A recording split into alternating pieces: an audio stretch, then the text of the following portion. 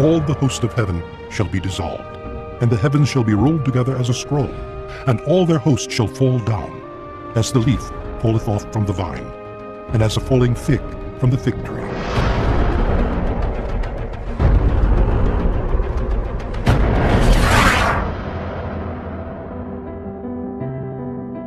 So what causes pole shifts? Our solar system is larger than you know. It is a binary star system. The Sun's twin, Nemesis, is a dark unlit star, which pulls the orbits of the outer planets into the ellipses you see today. Our solar system also contains a 10th planet, Planet X, which orbits both stars, our Sun, Sol, and its twin, Nemesis, approximately every 3,657 years. Planet X passes our Sun and crosses the Earth's orbit. The magnetic fields of our planet Earth clash with Planet X, causing great upheaval on Earth as it adjusts with the pole shift. This particular global nightmare would truly come from the heavens. And I beheld when he had opened the sixth seal, and lo, there was a great earthquake, and the sun became black as sackcloth of hair, and the moon became as blood, and the stars of heaven fell unto the earth, even as a fig tree casteth her untimely figs when she is shaken of a mighty wind. And heaven departed as a scroll when it is rolled together, and every mountain and island were moved out of their places. And the kings of the earth, and the great men, and the rich men, and the chief captains, and the mighty men, and every bondman, and every free man, hid themselves in the dens and in the rocks of the mountains. Does our sun have an evil twin? A star named Nemesis orbiting the distant reaches of our solar system? And every 26 million years, does it fling comets from the Oort cloud toward Earth? Sometimes they get tossed out, other times they orbit harmlessly until they evaporate, go away. Scientist Richard Muller not only theorizes that this periodic mayhem is caused by a deadly companion star to the sun, he believes he knows precisely what kind of star it is: a red dwarf. An evil twin to the sun named Nemesis. Some scientists suspect that Nemesis is a dark, still undiscovered star orbiting our sun.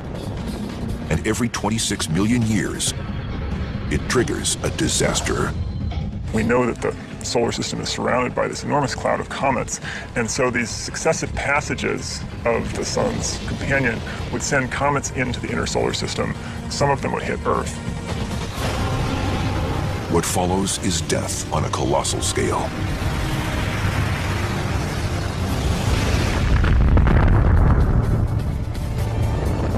It is now widely accepted that a rock from space caused the end of the age of dinosaurs 65 million years ago. So we now are pretty convinced that the reason that a huge fraction of life on the Earth went extinct 65 million years ago was because a comet slammed into the Earth. The resulting impacts have been the source of many major extinction events in Earth's history.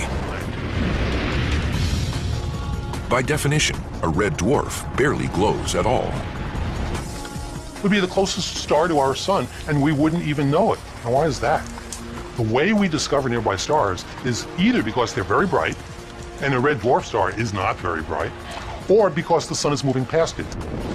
This star is moving with us. Yes, it's orbiting us, but that orbit is very slow, 26 million years. So it'd be moving with us. It would just be at a fixed position in the sky and wouldn't move. In other words, when viewed from Earth, most nearby objects are shifting over time. But Nemesis is sitting still.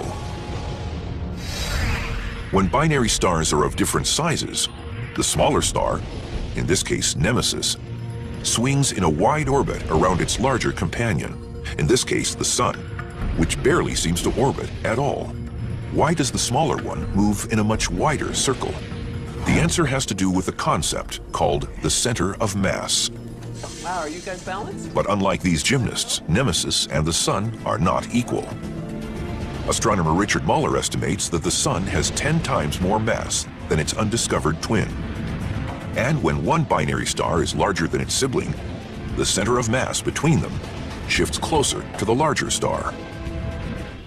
Since Tammy weighs about 4 times as much as the metal weights, she must move far closer to the center of mass to maintain balance. If Tammy and the Weights represented binary stars, the Weights would orbit far out in the distance, while Tammy would barely move. In fact, both would be orbiting each other. It's kind of a misconception to think that the more massive star doesn't move and the less massive star just goes around it. In fact, they're still both orbiting the common center of mass. Although calculations indicate that Nemesis isn't due back for millions of years, something appears to be shaking up the comets in the Oort cloud right now. Could Nemesis already be upon us? If the sun was all by itself and there was no Nemesis, then the comets in the Oort cloud would all have very predictable and regular orbits. They would be very regular in their arrival times and departure times. Without gravitational interference from anything other than the sun, Oort cloud comets, like juggled objects, could spread out evenly across the sky. However, that's not what some scientists report. When we look out into the sky and look at where the comets are coming from, their directions tend to concentrate in a certain region of the sky. And one possible explanation for that is that that skew is being directed by the gravitational perturbations from an unseen object that is out there. Based on these observations, scientists infer that a huge object is disturbing the Oort cloud. The solar system probably formed in a cluster of stars, and so close encounters with nearby stars, nearby rogue planets even, were much more common during the very earliest days of the solar system's formation. Most of these solar brothers and sisters have long since dispersed. But according to the Nemesis hypothesis, one of them is still out there, still circling the sun, still causing periodic chaos amongst the comets, and still waiting to rain death on the Earth once more. If that is correct, future generations will be faced with a monumental threat when Nemesis returns. A dark reddish star has entered the Oort cloud. Nemesis has returned. If humans still exist on Earth, they'll face a slow-building but imminent cosmic threat. The Oort cloud contains perhaps 10 trillion comets, maybe even more. But remember, it's really big, so if you were in the Oort cloud, it's not like you would be pelted by comets all the time. The spaces between them would be pretty big.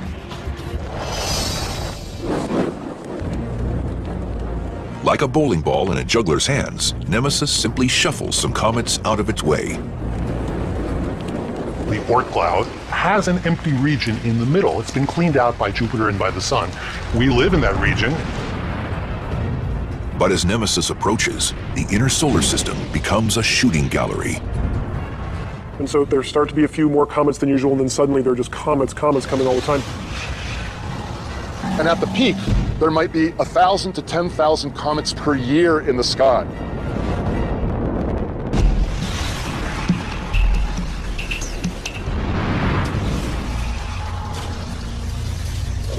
Will the impact spark another catastrophic extinction on Earth?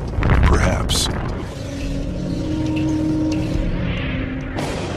It would be difficult to predict exactly when the impact would happen, but there would be this phase, this sort of danger zone in which the chances for a catastrophic impact with something of a comet size would be much, much higher than they are now. There shall be signs in the sun and in the moon and in the stars, and upon the earth distress of nations with perplexity, for the powers of heaven shall be shaken. Comet Lovejoy plunges into the sun and survives.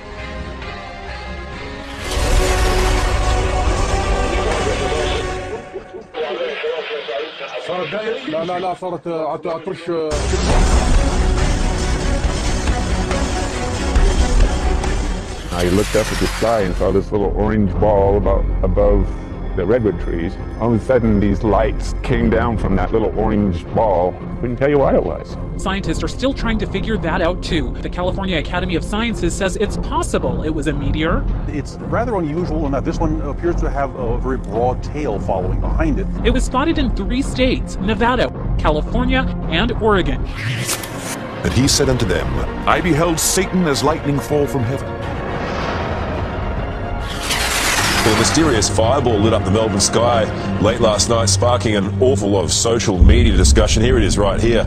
Well, joining us now is today Melbourne reporter Justine McKenzie. It has been confirmed this morning that it was a meteor. Was a giant asteroid flying towards Earth. Detected by a Russian robotic telescope, it's one of the largest and most dangerous space rocks approaching our planet's orbit. This new asteroid is an entirely different story. It's 20 times bigger, the size of a village, weighing millions of times more. For now called 2014 UR116. But the danger from asteroids is very real, and astronomers are increasingly keeping an eye out and thinking about what to do if they confirm a collision. For last night, a meteor skipped along the Earth's atmosphere, lighting up the sky from New Jersey to Ohio. More than 190 reports have poured into the American Meteor Society.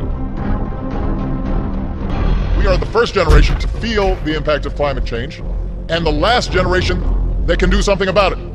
We are the first generation to feel the impact of climate change, and the last generation that can do something about it. Locals are calling it the Lake of Death as they scoop up an estimated 156 tons of dead freshwater popote chub. Around 40 million of them popped to the surface last week, not to eat or to jump, but as dead fish. Boat after boat pulls into shore, all with the same sad, stinking cargo. At least 10 people have died and 30 others are still missing after heavy rainfall triggered landslides in southwest China. More than 300 millimeters of rainfall in less than 24 hours has caused flash floods and landslides in multiple towns. And the astonishingly heavy rainfall in the region, causing almost 5,000 houses to collapse, 1.9 million people who have been affected. A warning went out today in Hawaii.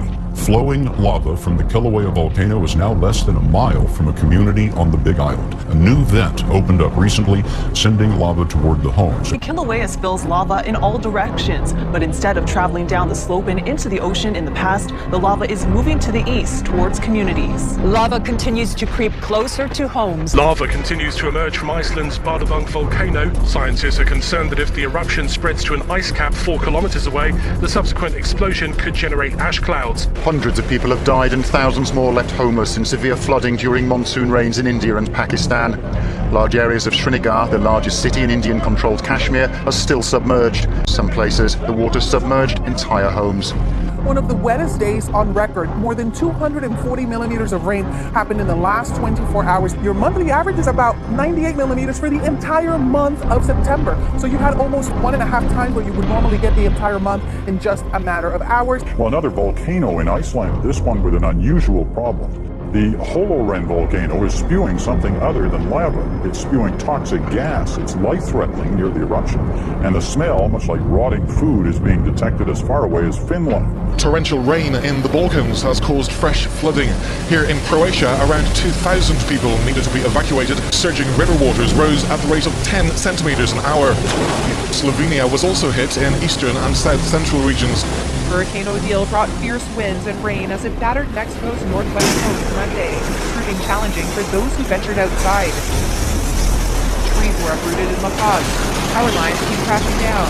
It's deemed one of the worst storms to hit the luxury retreat of Los Cabos.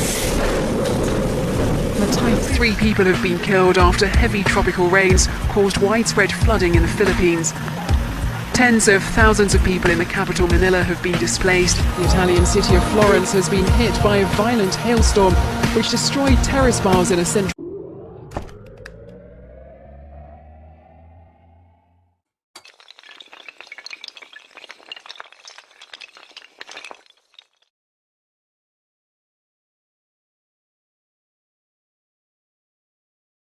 square and injured 5 people when a primary school collapsed in an outlying village. Look at this, carrying cars away during a powerful storm in the coastal town of Giresun on the Black Sea. Cars, buses, even semi-trucks, no match for the massive waves as the storm surge flooded the highway. Wow. This is tsunami style. Yeah, that is insane. The moment a sunny Saturday morning on Mount Ontake suddenly turned deadly. The huge cloud of ash spewing from the mountain caught on camera by a Japanese documentary. It was terrifying, this man says. The rock was falling like hailstones. And as frightening as this sign is, the biblical march toward apocalypse is about to get even worse. It's a disaster that conjures up images of hell itself. Immediately after the tribulation of those days shall the sun be darkened, and the moon shall not give her light, and the stars shall fall from heaven, and the powers of the heavens shall be shaken. And then shall appear the sign of the Son of Man in heaven. And then shall all the tribes of the earth mourn, and they shall see the Son of Man coming in the clouds of heaven with power and great glory.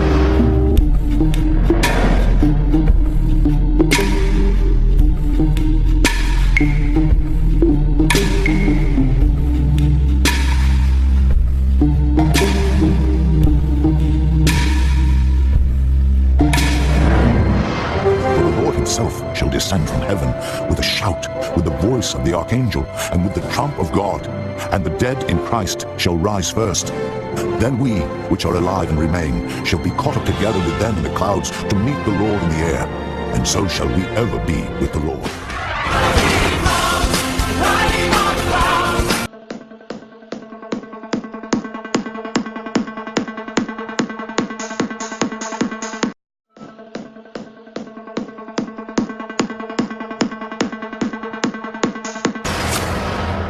All the host of heaven shall be dissolved, and the heavens shall be rolled together as a scroll, and all their hosts shall fall down, as the leaf falleth off from the vine, and as a falling fig from the fig tree.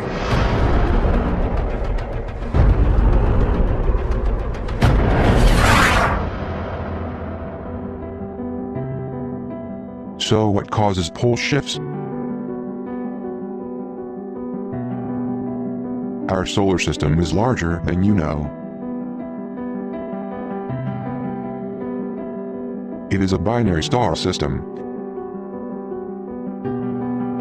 The Sun's twin, Nemesis, is a dark unlit star, which pulls the orbits of the outer planets into the ellipses you see today. Our solar system also contains a 10th planet, Planet X, which orbits both stars, our Sun, Sol, and its twin, Nemesis, approximately every 3,657 years. Planet X passes our Sun and crosses the Earth's orbit. The magnetic fields of our planet Earth clash with Planet X, causing great upheaval on Earth as it adjusts with the pole shift. This particular global nightmare would truly come from the heavens. And I beheld when he had opened the sixth seal, and lo, there was a great earthquake, and the sun became black as sackcloth of hair, and the moon became as blood. And the stars of heaven fell unto the earth, even as a fig tree casteth her untimely figs when she is shaken of a mighty wind. And heaven departed as a scroll when it is rolled together, and every mountain and island were moved out of their places. And the kings of the earth, and the great men, and the rich men, and the chief captains, and the mighty men, and every bondman, and every free man, hid themselves in the dens and in the rocks of the mountains. Does our sun have an evil twin? A star named Nemesis orbiting the distant reaches of our solar system? And every 26 million years, does it fling comets from the Oort cloud toward Earth? Sometimes they get tossed out, other times they orbit harmlessly until they evaporate and go away. Scientist Richard Muller not only theorizes that this periodic mayhem is caused by a deadly companion star to the sun,